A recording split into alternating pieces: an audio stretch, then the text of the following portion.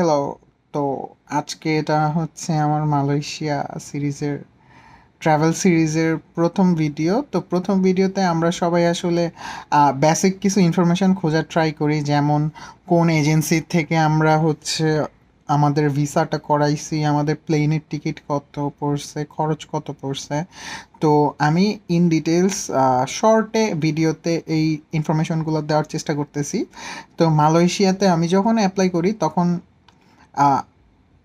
4-4,500 টাকার মতো হয়তো বা ভিসাটা ছিল, অ্যান্ড এইটা খুবই তাড়াতাড়ি ওরা প্রসেস করে দিছিল। অলমোস্ট 10 দিন কি 12 দিনের মতো টাইম লাগছিল। আর কম বেশি সব এজেন্সিগুলোতে প্রাইস সেমই, আপনার কাছে জাস্ট যেইটা ট্রাস্টেবল মনে হবে, যেটার রিভিউ ভালো দেখবেন সেটাতে নেবেন। অ্যান্ড মালয়েশিয়াতে আমার আপ ডাউন এয়ার প্রাইস পড়েছিল অলমোস্ট 40,000 টাকার মতো। আর আমি অলমোস্ট 1 মাস আগে টিকিট কেটেছিলাম, তো 40,000-এর কিছু কম পড়েছিল, আই থিঙ্ক 38 আর 39,000 এইরকম। অ্যান্ড মালয়েশিয়াতে আমার স্টে ছিল 10-11 দিনের মতো। তো এইখানে আমার হচ্ছে ওভারঅল বিমান ভাড়া সহ খরচ হয়েছে 1,20,000-এর মতো, শপিংটা বাদ দিয়ে। আমি লাস্টের দিন আসলে আমার ফ্যামিলির জন্য বেশ কিছু শপিং করেছিলাম।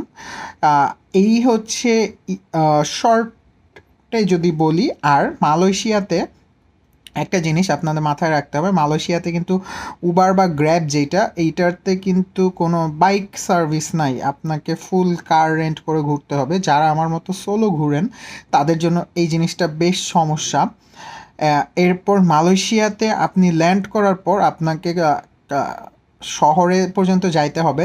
কেএল সেন্ট্রালে যায় মেনলি সবাই, ওইখান থেকে মুভ করা ইজি হয় যে কোনো দিকে। অ্যান্ড কেএল সেন্ট্রালে যাইতে হলে আপনাকে হচ্ছে কি বলবো, আমাদের 3টা ওয়ে আছে। একটা আপনি গ্র্যাব দিয়ে যেতে পারবেন, গ্র্যাবে হচ্ছে প্রায় 120 থেকে 150 মালয়েশিয়ান রিঙ্গিত লাগবে। মালয়েশিয়ান কারেন্সি মোস্ট প্রবলি রিঙ্গিতই, if I am not wrong. So ringgit লাগবে। অ্যান্ড এইটাতে হচ্ছে আপনাকে কত অলমোস্ট 4-4,500 টাকার মতো লাগতেছে। এছাড়া আপনি এক্সপ্রেস ট্রেন আছে, ওইটাতে আপনাদের 55 রিঙ্গিত করে লাগবে পার পারসন। অ্যান্ড ফাইনালি সবচেয়ে চিপেস্ট হচ্ছে বাসে যেতে পারেন আপনারা, বাসে পার পারসন মাত্র 15 রিঙ্গিত করে লাগবে। That's pretty cheap comparing to the other two ones. And এইখানে আপনার বাসে টাইম লাগে 1 ঘন্টার মতো, আপনার এক্সপ্রেস ট্রেনের টাইম লাগে মেবি আধা ঘন্টা, আর গ্র্যাবেরটা হচ্ছে গিয়ে ওই 40 থেকে 50 মিনিটের মতো। এখন আপনি আপনার জন্য যেইটা সুবিধা হয় সেটা অবশ্যই গ্র্যাব করবেন অপরচুনিটিটা। আর আমার কাছে অ্যাজ আ সোলো ট্রাভেলার আমার কাছে এনাফ টাইম ছিল যে ওই দিন আমার চেক ইন ছাড়া হোটেলে চেক ইন করা ছাড়া আর কোনো অ্যাক্টিভিটিস ছিল না, আমি রাখি নাই ইচ্ছা করে। সো ওই দিন আমি রিল্যাক্স করছি, আস্তে ধীরে গেছি, আমার কোনো সমস্যা হয় নাই। সো এই হচ্ছে মোটামুটি প্রথম দিনের। আর বাকিটা ছোটোখাটো টুকিটাকি জিনিস আপনারা ভিডিওতে দেখতেই পারবেন। নেক্সট দিন ডে 2 থেকে আমার মেইন জার্নিটা শুরু হয়েছে। আশা করি ভিডিওগুলো ভালো লাগবে। এটা হচ্ছে ইউএস বাংলার VS315 মালয়েশিয়ার। এখন পর্যন্ত ইউএস বাংলার যে কয়েকটা বিমানে উঠছি খুবই ছোট ছিল। ইউএস বাংলার এত বড় বিমান আসলে ফার্স্ট টাইম। এর আগে থাইল্যান্ড যাওয়ার টাইমে বিমানটা আসলে এত বড় ছিল না। মালয়েশিয়াতে ওরা যত বড় বিমান দিছে, অবশ্য একটা ফ্যাক্ট হলো মালয়েশিয়ায় প্রচুর প্রবাসী থাকে, এই জন্য হয়তো বা এই মালয়েশিয়ার রুটে ওদের প্যাসেঞ্জার অনেক বেশি হয় দেখে এত বড় বিমান। পুরো মেঘের ভিতর ঢুকে গেছে।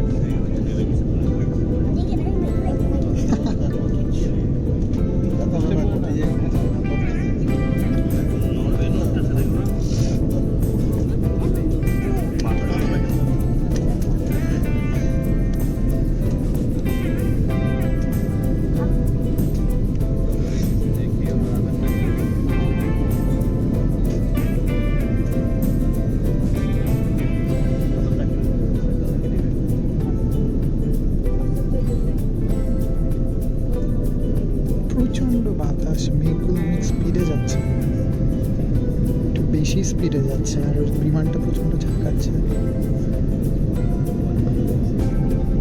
এয়ারপোর্টের টার্মিনাল 1-এর একতলায় নেমে হচ্ছে কেএল সেন্ট্রালে যাওয়ার জন্য টিকিট কাটছি। এটা আমার পড়ছে 15 রিঙ্গিত। 15 রিঙ্গিত লেখা আছে কি, এই যে এইটাতে লেখা আছে 15 রিঙ্গিত। তো এই হচ্ছে বাস, 4:20-এ বাস, 4:15 বাজে, এখনও উঠতে বলে নাই, উঠতে বললে উঠতে হবে। কেএল সেন্ট্রালকে ওইখান থেকে হচ্ছে মেট্রো বা মনোরেল নিয়ে চলে যাব হচ্ছে বুকিট বিনতাংয়ে। আমরা হচ্ছে এয়ারপোর্ট থেকে নামার পর গ্র্যাবে দেখলাম বা 130 রিঙ্গিত, মানে আমি হচ্ছে 30 টাকা করে রিঙ্গিত কিনছি, 130 প্রায় অলমোস্ট 4000 টাকার কাছাকাছি পড়ে যায়। পরে হচ্ছে আমি কেএল সেন্ট্রালের এই বাসটাতে উঠছি, এটা হচ্ছে 15 রিঙ্গিত করে। তো বিশাল একটা সেভ হয়েছে। এটা দিয়ে আমি কেএল সেন্ট্রাল যাব, সেন্ট্রাল থেকে একটা এমআরটিতে উঠে বুকিট বিনতাং চলে যাব। আর এইখানের রাস্তাগুলো অনেক বেশি নিট অ্যান্ড ক্লিন, আমাদের দেশের মতো না। এই যে আমি আসার পর থেকে এখন পর্যন্ত কোনো ময়লা টয়লা কিচ্ছু দেখি নাই, একদম নিট অ্যান্ড ক্লিন। ইভেন এই এয়ারপোর্টের ভিতরে দেখলাম ঘাসগুলাও একদম সব এক সাইজ করে কাটা। আমাদের দেশে যেমন ঘাস সব বড় হয়ে থাকে, কাটা হয় না, এখানে এতটা অযত্ন অবহেলায় না, এখানে বেশ ভালোই যত্ন করে রাখা হয়। আমরা এখনও এয়ারপোর্ট থেকে বের হইনি, আমরা ঘুরতেছি চক্রাকারে। কেএল সেন্ট্রালে নামছি। আমাকে এখন যে কাজটা একটা ভুল হয়েছে, আমার আগে সিম কেনা উচিত ছিল, সিম কিনি নাই। এখন আমাকে ঘুরে ঘুরে একটা সিম কিনতে হবে, তারপর হচ্ছে হোটেলে যাইতে হবে। দেখি 7-11 খুঁজে বের করি, একটা সিম কিনি আগে। আমার আসলে হোটেলে চেকিং করতে করতে অনেক লেট হয়ে গেছে। হোটেল চেকিং করে এখন রাতের বেলা আমি একটু বের হয়েছি, আশেপাশে ঘুরে দেখব, প্যাভিলিয়নে যাব। এই হচ্ছে কুয়ালালামপুরের বুকিট বিনতাংয়ের স্ট্রিটস। ল্যান্ড ক্রুজার এটা কীভাবে যেন রাস্তার এখানে তুলে ফেলছে। ওকে, একটু আশেপাশে ঘুরে দেখব।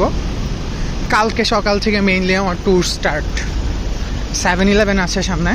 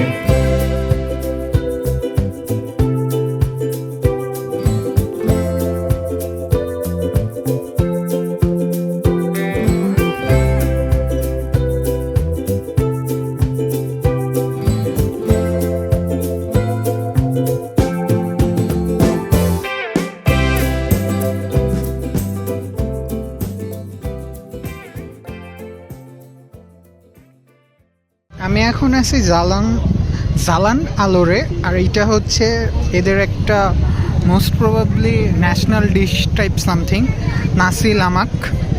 মাত্র নিলাম, খেয়ে ট্রাই করে দেখি কেমন। এখানে হলো আমাদের বাঙালিদের মতো রাইস আছে, মানে ভাত, বা এটা পোলাওয়ের মতো, কিছু বাদাম, একটা বিশাল চিকেন, আর এইখানে হচ্ছে গিয়ে আমার হাফ এগ, আর এটা হচ্ছে পালং শাক মোস্ট প্রবাবলি। মানে পালং শাক খাইতেছি এখানে এসে। আম্মু শুনলে আসলে হাসবে না কানবে, আমি আসলে কনফিউজড। একটু খেয়ে দেখি জিনিসটা কেমন। রাইসটা হচ্ছে কোকোনাট মিল্ক দিয়ে কুক করা, ভালোই মজা। পালং শাকটা একটু ট্রাই করি। মানে খুব উইয়ার্ড লাগতেছে যে পালং শাক রিভিউ করতেছি মালয়েশিয়া এসে। অ্যাজ ইউজুয়াল পালং শাক, লবণ কম হয়েছে। বাদামটা দেখি। ও, আরেকটা মজার বিষয়, এরা কিন্তু খাবারটাই কলা পাতার উপরে দেয়।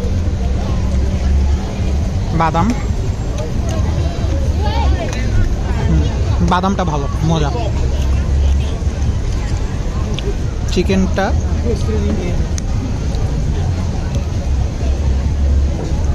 চিকেনটা বেশ ভালো, মজা।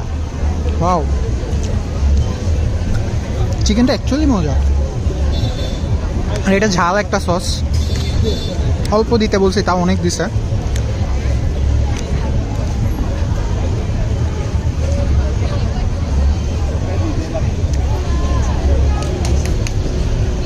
বাদাম আছে এটাতে, খুবই মজা।